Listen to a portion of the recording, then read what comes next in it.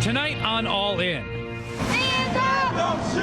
Hands up! Don't shoot! Ferguson protests continue around the country as the St. Louis Rams take a stand in America's living rooms. Tavon Austin and Kenny Britt acknowledge the events in Ferguson. Then in Cleveland, a 12-year-old shot and killed by police. Tonight, the alarming discrepancy between the video and the police version of events.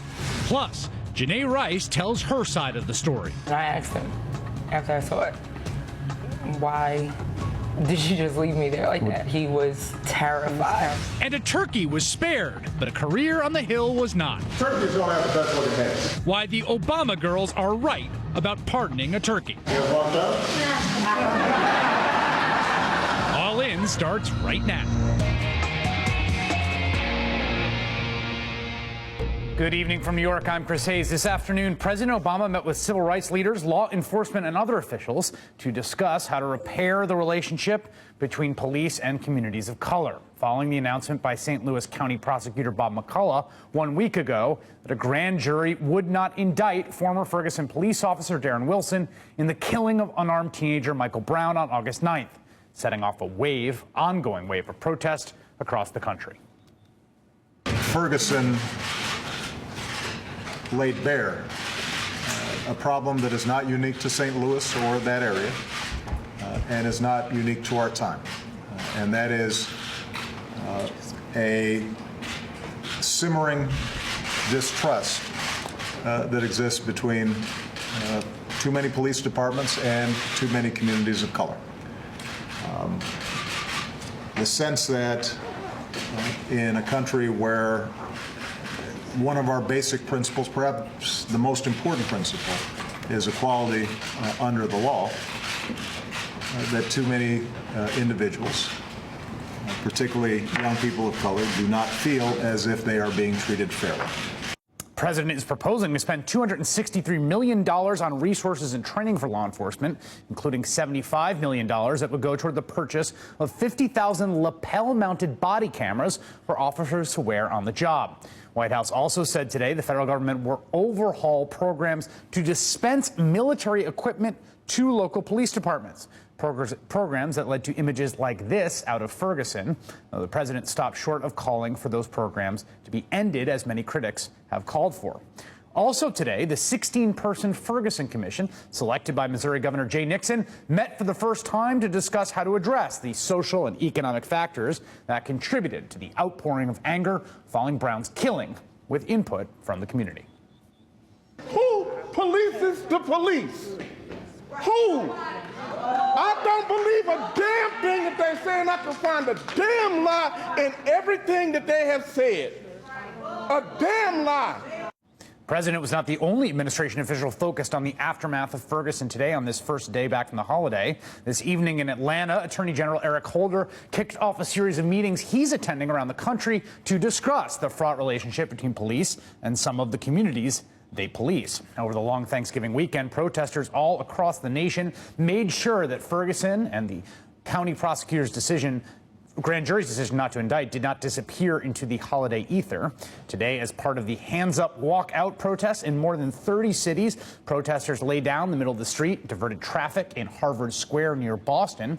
Protests continued in New York and Washington, D.C., where protesters blocked traffic for the second straight day. And in St. Louis on Black Friday, protesters forced the temporary shutdown of the entire Galleria Mall on the busiest shopping day of the year.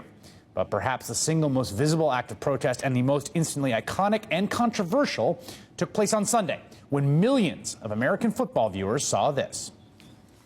Moments ago, as the Rams came out of the tunnel, Tavon Austin and Kenny Britt acknowledged the events in Ferguson.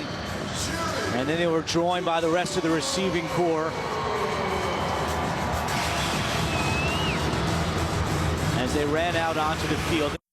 That moment of protest by the Rams players prompted a blistering response from Jeff Rorta of the St. Louis Police Officers Association, who said those players were ignoring evidence exonerating Darren Wilson in what he deemed a, quote, tasteless, offensive, and inflammatory display. Rorta called on the players and the NFL to apologize. Quote, now the evidence is in, and Officer Wilson's account has been verified by physical and ballistic evidence, as well as eyewitness testimony, which led the grand jury to conclude that no probable cause existed, that Wilson engaged in any wrongdoing. It is unthinkable that hometown athletes would so publicly perpetuate a narrative that has been disproven over and over again.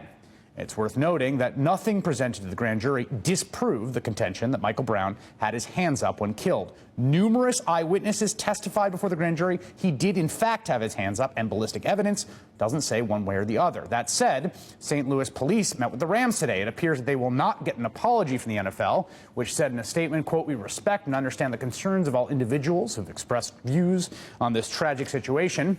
At a press conference late this afternoon, Rams coach Jeff Fisher took a similar position. As far as the choice that the players made, no, they're exercising their right to free speech. They will not be disciplined by the club, nor will they be disciplined by the National Football League as it was released today. So that's all I'm going to say. Joining me now, former NBA player Etan Thomas. He's co-host of WPFW's The Collision, where sports and politics collide. Etan, you were a player who was outspoken on a variety of social issues while you were in the NBA. What do you think was going through the minds of those athletes when they were doing that, and did they know what kind of hammer was going to be brought down on them from in terms of the reaction? Well, first of all, I respect them for being able to take that stand. And it was amazing to me the reaction that came after that. You know, sometimes you read something and you don't think that it's actually true. It's like a Giuliani statement or a Sarah Palin statement. You're like, wait a minute, this can't actually be true. This must be one of those satire sites. You know, this can't actually happen. But then I'm looking at it and I'm like, wait a minute. So the St. Louis Police Department actually said that they were offended. They were the ones who were offended, you know, because of their stance that they took. So we shouldn't be offended that you left Michael Brown in the middle of the street for 4 hours in broad daylight. You know, that you shouldn't be offended about that. But you think that they should be offended over the stance that they took. And it's really amazing to hear. But I'm glad that the NFL has bigger problems. You know, Roger Goodell's still holding on to the lie that he never saw the tape. You know, I mean, they got bigger things to worry about right now, like Roger Goodell's job. Well, that NFL statement, basically, the actual wording was, you know, the players expressing their beliefs on this tragic situation. The subtext was, we want zero part of touching any of this. Thank you very much. Please move along. Yeah, they want to move along as quickly as possible. But it's still amazing to me, you know. I mean, everything that happened with the St. Louis Police Department hasn't shown that anybody should have any kind of confidence in them. Well, here's the thing that was fascinating to me about this moment in particular was this was a story that, you know, millions of people watched the Bob McCullough announcement. It has been, you know, everywhere I went holiday weekend, people were talking about it. They were talking about it in restaurants and cafes, and relatives were talking about it. Right. And here you have, you know, America sitting down on the, you know, holiday weekend to watch some football and get away from it. And it's almost like the reaction is like, how dare you bring this into this space where we just want to watch some football? But that's so what, it's inconvenient for you? You know, so it's the people who are saying that they're so tired of hearing about racism all the time. Like, really? What is it, giving you an ulcer? It's ruining your game? Like, how do you think that we feel about living it all the time? Or turning on the TV every time and seeing another person that looks like us being gunned down by the police? So, you know, we're not worried about you interrupting your normal day of life. It's the normal day of life which caused the protest in the beginning. It's a normal day of life that took Michael Brown's life away from him. So, you know, there's a reason why people are hostile. People have a right to be hostile. I mean, I'm not condoning any of the burning or looting, but I'm definitely not about to go Charles Barkley on anybody. Please don't, you know, get me started with his statements. But, you know, I think that people have a reason to be hostile. Riot is a voice of the unheard. You know, Dr. King said that. Let me ask you this. As someone who's sort of committed to players having the prerogative to speak out, the sort of citizenship duty, if 5 players had come out and they'd given a salute as a sort of sign of solidarity with Officer Darren Wilson, or they'd worn a blue armband as a kind of sign of solidarity with Officer Darren Wilson, and they were getting pummeled by civil rights groups, where would you be in terms of defending their right to sort of express themselves in that venue? Well, the same place I was when I defended Pat Tillman's rights. I mean, I speak up for anybody who stands up for anything as far as athletes. But people will encourage people who they agree with. It's when they disagree with you is when they say, no, you have no right to say anything. Just shut up and play. When they agree with you, they want to applaud you. Oh, you're wonderful. You know, you're great. You're so honorable to be able to stand up. And it's just so interesting. But I think it's very admirable what they did to stand up. And people have to remember that people like John Carlos and Tommy Smith, they were vilified when they took their stance. You know, people love Muhammad Ali now. John Carlos but and back Tommy in the Smith, day, of course, raising the iconic Black Power salute with the glove at the Mexico City Olympics. Right. And people love Muhammad Ali now, but back then when he was standing up for everything and saying that he didn't want to go to Vietnam and standing up for his rights, he was vilified. He was hated. So this is not something that is new. This has been happening for decades. But, you know, I definitely give them a lot of credit for being able to stand up and withhold the criticism. Etan Thomas, thank you as always. Joining me now is Norm Stamper. He's former chief of the Seattle Police Department, author of a great book, Breaking Rank, which I really recommend. I've read and enjoyed. All right. Can you talk me, what was your reaction when you read that statement from the Police Officers Association? Because I was a bit taken aback by the tone of it. I mean, it is so angry. It's so hostile. There's even this sort of section in it in which it basically suggests, look, we're breaking our backs to essentially protect the stadium. And, you know, it's a nice stadium there. It'd be terrible if something happened to it if we just walked away and let you defend for yourselves. There's almost this sort of menace to it. As someone who spent 34 years as a cop, how did you react to that statement? Well, I wasn't the least bit surprised with the reaction, I'm sad to say. I think it points the huge gulf that exists, particularly between white police officers and people of color. Every poll that you see taken in this country shows that white citizens in general support the police. African American and other people of color do not support the police, don't have confidence, don't have trust in the police. If we could acknowledge that, if we can find a way in our hearts and in our minds to recognize that the police in this country belong to the people, not the other way around. Do you think that's, I mean, part of what we're seeing here, though, is this sense of embattlement that I think is it's not being faked. It's very real. I mean, I think both from the micro instant of how Darren Wilson, before the grand jury, recounts what happened on Canfield Drive, which is a sense of threat, a sense he was going into hostile territory even before he encountered Michael Brown because the area was, quote, anti-police in his testimony, to the way that we're seeing the sort of police officers organization. How ubiquitous is that in major police forces throughout this country, that sense of being imperiled, that sense of being threatened? It's very common. You will hear police officers today say that their number one priority is to make it home at the end of a shift, of every shift for their entire careers. I certainly supported that goal for police officers. But when you swear to defend the Constitution, to provide public safety services for all the residents of your community, and to do so under law, you are basically committing yourself to taking certain risks as a police officer.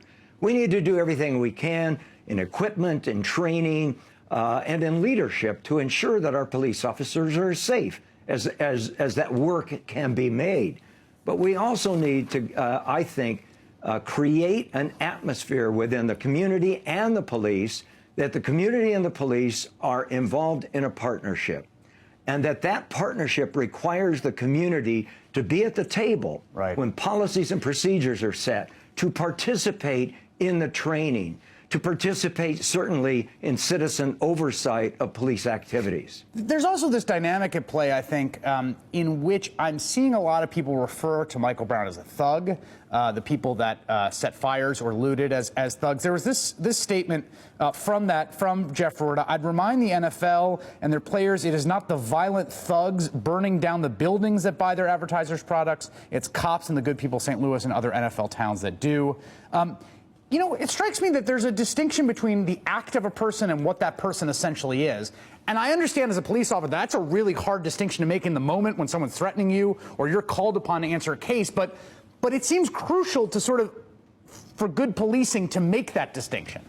I could not agree more. Let's be very clear. There are times and places when police use of force is not only justified, it's essential. Times and places where SWAT operations and other very military looking operations are carried out in the interest of public safety. Active shooter cases, barricaded suspects who've taken hostages, for example. All of that requires the police to move quickly, decisively, and with great discipline. But what's been lost in this entire conversation, from my point of view, is the day-to-day conversation that takes place between working police officers and the communities they serve. If those police officers, for whatever reasons, and I've got my own set of them, have come to the conclusion that they are an occupational force, there's no hope for improvement in that relationship. I keep thinking the police have got to stop conveying this attitude that we are the police and you're not.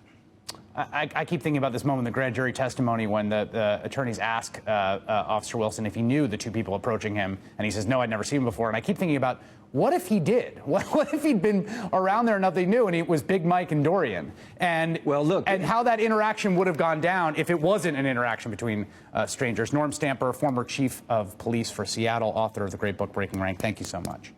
Thank you. And there is no video of the moment Michael Brown was shot by Officer Darren Wilson, but there is video of a 12-year-old African-American child being fatally shot by police last week in Cleveland. And what we see on that video seems very different than how police describe what happened. We'll talk about that. Plus, Ray Rice's wife, Janae, is speaking out for the first time since video of the incident showing Ray Rice assaulting her in an elevator became public. You have remained silent. Has it been hard to not speak out about this? Yes, that's been the hardest part. We will have much more of that interview ahead.